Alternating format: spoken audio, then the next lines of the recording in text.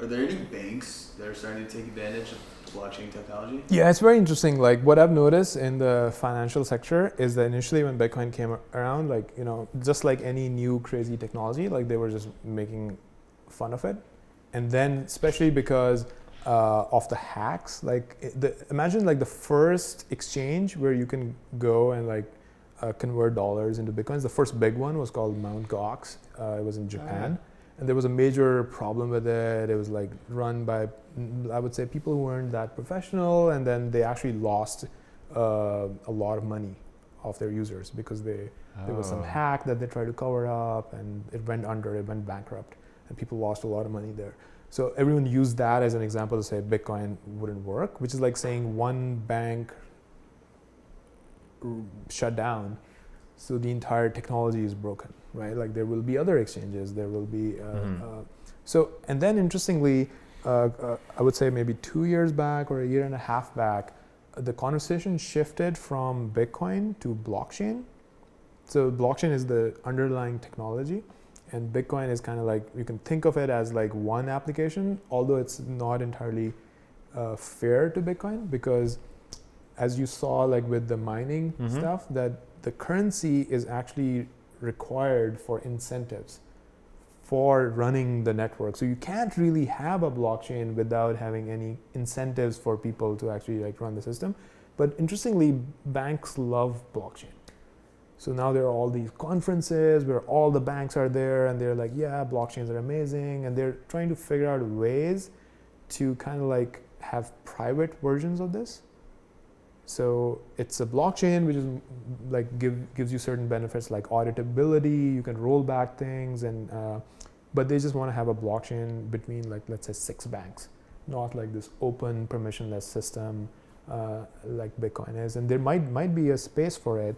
Like I think of it as like how there's the public internet that anyone can connect to, but then there are these secure company networks that, you know, large companies operate and you can't really get access to it. So there's probably a space for private blockchains as well, but that is what banks are most interested in right now. And I personally feel that this also gave banks ammunition against Bitcoin. They're like, hey, blockchain is like the real thing. Bitcoin, yeah, no, I don't know if that's ever going to happen. Great. Any other questions? Yes. Yeah, Chris.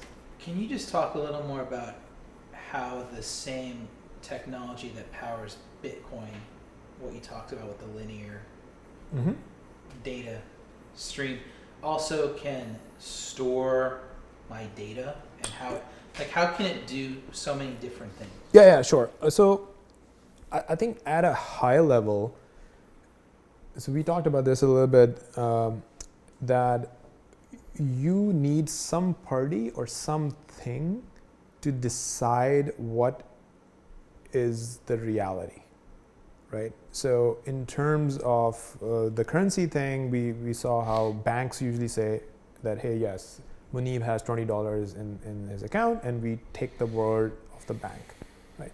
If you apply this analogy to Twitter,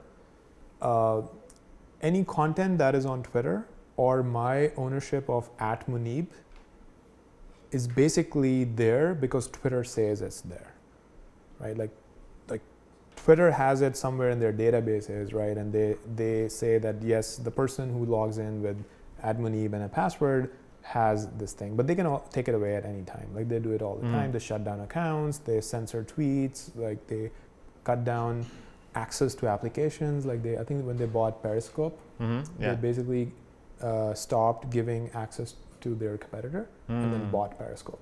So it's like Twitter is like kind of like playing God in the middle, right? Like, and what this technology does is that it replaces any company by this network where you can go to the network to decide what is the reality. So the example would be, I claim that I registered @Munib, right?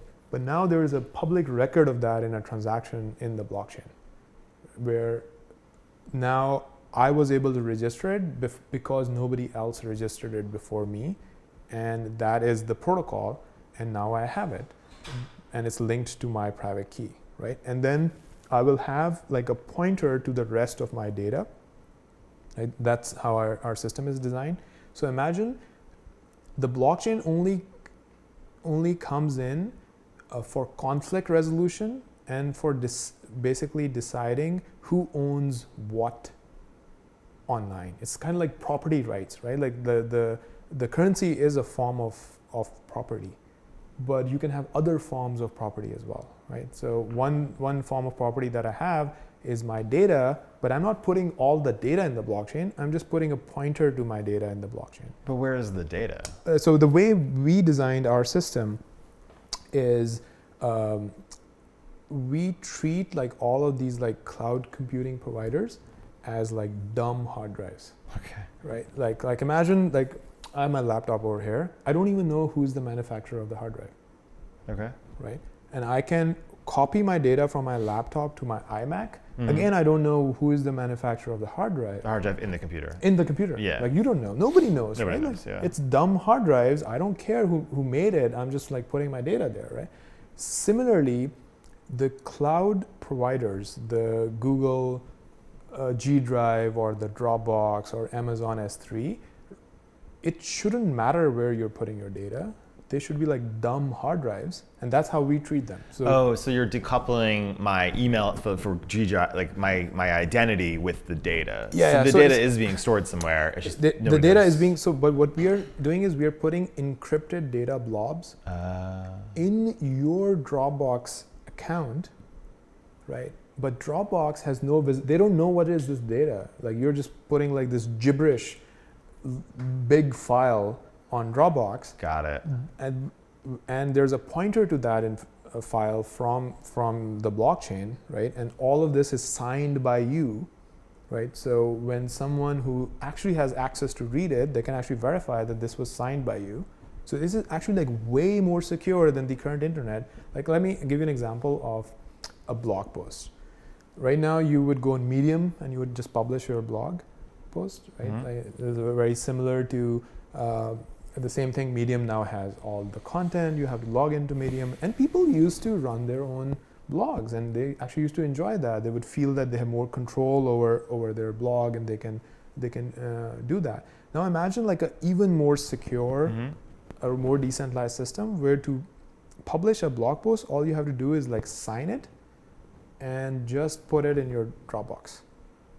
But there is a way for people to load the blog post at muneeb.id, right? Or whatever. So just like their domain names, like facebook.com or, on the traditional internet, we built that for blockchain.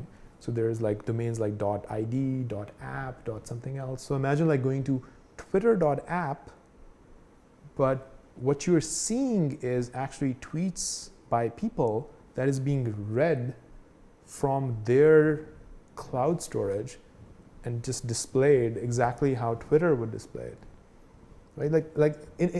At the infrastructure level, the technology is very similar because Twitter has a data center, and they have multiple data centers, and they serve the data to you whenever you go to twitter.com.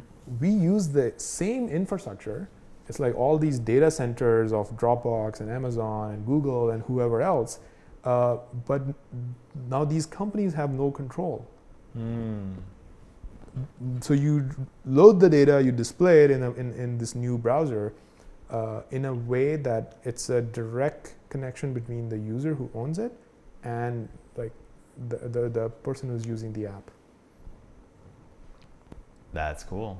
That makes a lot of sense. So this was like, by the way, this would like take an entire lecture on the architecture, but this is like a very quick summary or a compressed form of the information. So I hope that made sense. Yeah. Cool. Awesome. Well, thanks so much, Muneeb, for coming by and giving us this talk. Really great. Give a clap. Yeah. Awesome. Sweet. And where can people find you? You have a website or so right here? If you have more comments, like especially people who are watching online, you can just tweet them at Muneeb. Great. And our website is blockstack.org. Think of it as like we are working on the next browser, but browser is like just the interface. We had to invent the new internet in the background, like, and all of that is like something we have built over the last 2 years, and it's open source. If you're a developer, you can actually just like join in our public Slack channel. It has over 1,000 developers working on this, and yeah, we are extremely excited about what the future of the internet is going to look like. Awesome, cool. Thanks so much, brother.